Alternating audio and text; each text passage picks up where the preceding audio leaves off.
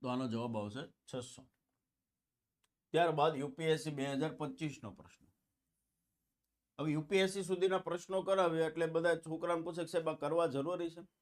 દોસ્તો, તમે પીએસઆઈ કોન્સ્ટેબલની તૈયારી કરો છો તો એમાં કોઈ લિમિટ નથી દોસ્ત, બરોબર? હા, ગઈ એક્ઝામની વાત કરું તો કોમ્પ્રિહેન્શનના ને એ ફકરા પહેલા પૂછાણા, અને કોન્સ્ટેબલના પેપરની અંદર પાર્ટ એમાં તમે ડીઆઈ જોયું તો ડેટા ઇન્ટરપ્રિટેશન કયા લેવલનું હતું. એની પહેલા હું જો 2021-22ની ભરતીની વાત કરું, હસમુખ પટેલ સાહેબ વખતથી, તો ત્યારે પેપર જોયું હતું કોન્સ્ટેબલનું. એટલે પોલીસ ભરતીમાં પીવાયક્યુ મહત્વનો એક ભાગ ભજવે છે, અને પીવાયક્યુ ફરજિયાત કરવાના જ છે.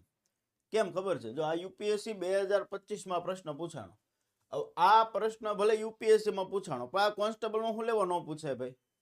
એવો મતલબ નથી, આ લેવલનો પ્રશ્ન જ નથી. પીવાયક્યુ જ્યારે તમે સોલ્વ કરો ત્યારે નવા નવા આઈડિયા આવશે, તમને નવું નવું લોજિક લગાવતા તમે શીખશો. હવે આ પ્રશ્નની અંદર હું તમને વાત કરું ખાલી યુપીએસસી 2025માં, તો આ પ્રશ્ન ક્યાંથી પૂછો ખબર? આપણા 12 મહિના આવે ને, જાન્યુઆરી, ફેબ્રુઆરી, માર્ચ, એપ્રિલ, મે, જૂન, જુલાઈ, ત્યાંથી પૂછો. હવે એ કોને ન આવડતા હોય? જાન્યુઆરી એટલે પહેલો મહિનો, ફેબ્રુઆરી એટલે બીજો. એ સામાન્ય આપણા મમ્મી પપ્પાને ગમે એ હાવ કોઈક દાદાને પૂછું ને એ કહે કે આટલામાં મહિનો થાય. ત્યાંથી પ્રશ્ન કાઢ્યો છે. કેવો પ્રશ્ન નીકળ્યો કે જાન્યુઆરી 1 પ્રશ્ન હું પૂછો, એક્સ અને વાય ની કિંમત શું? તો આ મહિનામાં આપેલા છે, તો એક્સ ને વાય નું મૂલ્ય શું થશે? આનું નાનું મૂલ્ય શું થશે? ડિસેમ્બર એટલે આપણને ખબર 12મો મહિનો છે, ઓક્ટોબર એટલે 10મો મહિનો છે. તો હા સાહેબ, અહીંયા આપણે મેળવવાનું છે. માર્ચ એટલે 3જો મહિનો છે, ઓક્ટોબર એટલે 10મો મહિનો છે, આ મેળવવાનું છે, બરોબર. અને સપ્ટેમ્બર એટલે આપણને ખબર 9મો મહિનો છે. હવે અહીંયા આ બે ખાલી જગ્યામાં કયો જવાબ આવશે આપણે લખવાનો છે. હવે આવું સાહેબ કોને, આ યુપીએસસી પૂછાણો છે, પણ આપણે ગણવા બેસે સીધો સાધો તો આવડે નહીં. કે આપણને એમ થાય શું હશે આમાં, તો એવું તો શું લોજિક આપ્યું હશે. જ્યારે પીવાયક્યુ તમે સોલ્વ કરો છો ત્યારે તમને ખ્યાલ આવે કે અચ્છા આ લેવલે પૂછી શકે. આ જ્ઞાન તંતુ, આયા જે તંતુઓ બધા જે આમ ધાર જામી ગયું ને એ ઉખડે પીવાયક્યુ સોલ્વ કરવાથી. જો અહીંયા મારે જાન્યુઆરી મારે જવું છે, જાન્યુઆરી તો 12 મહિના મારે પ્લસ કરવા પડે. કેટલા મહિના? જાન્યુઆરીથી ક્યાં જવું છે? જાન્યુઆરી તો 12 મહિના. જાન્યુઆરીથી ડિસેમ્બર જવું છે તો 11 મહિના પ્લસ કરવા પડે. આવી રીતે February, March, April, May, June, July, August, September, October, November, December, બરોબર. એવી રીતે જાન્યુઆરી જવું તો 12, જાન્યુઆરીથી ડિસેમ્બર તો 11, ડિસેમ્બરથી મારે ઓક્ટોબર જવું છે, ડિસેમ્બરથી ઓક્ટોબર જવું છે. ખ્યાલ આવે છે? તો જાન્યુઆરી, ફેબ્રુઆરી, March, April, May, June, July, August, September, October, કેટલા મહિના? 10. એટલે એક સિરીઝ મળી આપણને કે પેલા 12 પ્લસ થયા, અહીંથી 11 સ્ટેપ મારે આગળ વધવાનું, અહીંથી 10 સ્ટેપ, તો સ્વાભાવિક ધોરણે અહીંથી 9 સ્ટેપ મારે આગળ વધવું પડે. કોનથી? ઓક્ટોબરથી 9 સ્ટેપ એટલે નવેમ્બર, ડિસેમ્બર, જાન્યુઆરી, ફેબ્રુઆરી, માર્ચ, એપ્રિલ, મે, જૂન, જુલાઈ. એટલે મને અહીંયા ખબર પડી ગઈ કે અહીંયા જે મહિનો આવશે પહેલો મહિનો જુલાઈ આવશે. તો હા બીમ છે, તો અહીંયા આ બે ઓપ્શન જતા રહ્યા. આ બે ઓપ્શનમાં જુલાઈ વધ્યો છે, એક્સ નું મૂલ્ય જુલાઈ આવશે. હવે અહીંયા સ્વાભાવિક તો 9 થયા, તો અહીંયા 8નો જ વધારો હોય, તે ગણવાનું નથી.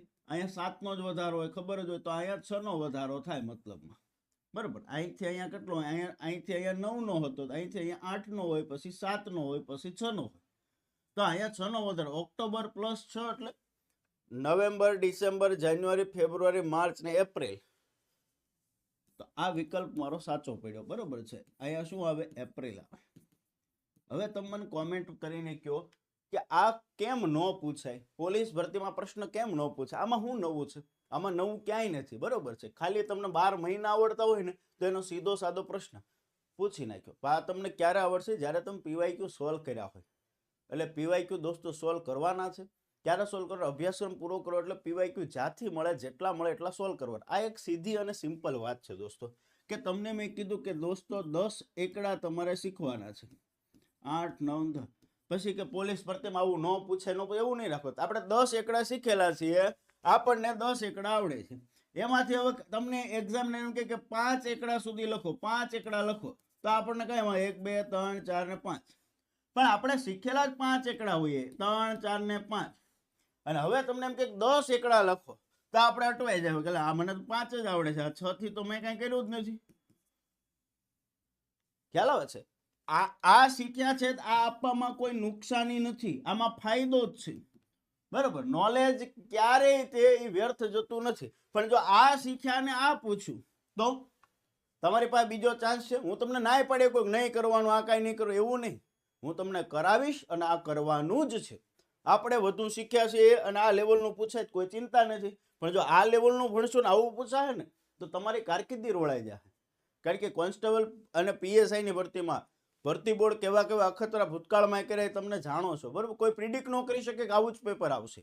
એટલે આપણે બધી એંગલથી 360 ડિગ્રીથી શીખવાનું છે અને લેવલનું જ શીખવાનું છે, બરાબર. હા, અને જે યોદ્ધાનું ઉપર છોડું ભણવું હોય એના મારી પાસે કે જીસીએના પુસ્તકો કોઈ લેવાના નહીં, કારણ કે જીસીએ અને હું જે છે અમે લેવલનું જ ભણાવીશું. એટલે તમારું ઉપર છોડું જ્ઞાન જો જોતું હોય તો મારી બેચ સુદર્શન નથી લેવાની, નથી તમારે પુસ્તકો લેવાના. હા, તમારે ડીપમાં કન્ટેન્ટ જોતું છે, લેવલનું ભણવું છે તો મારા પુસ્તકો મારી બુક કામની છે. બાકી હું ખુદ જ ના પાડું છું કે તમારે હા ઉપર છોડું ભણવું હોય તો મારી બેચ કે મારા પુસ્તકો લેતા નહીં, તમારા પૈસા બગડશે.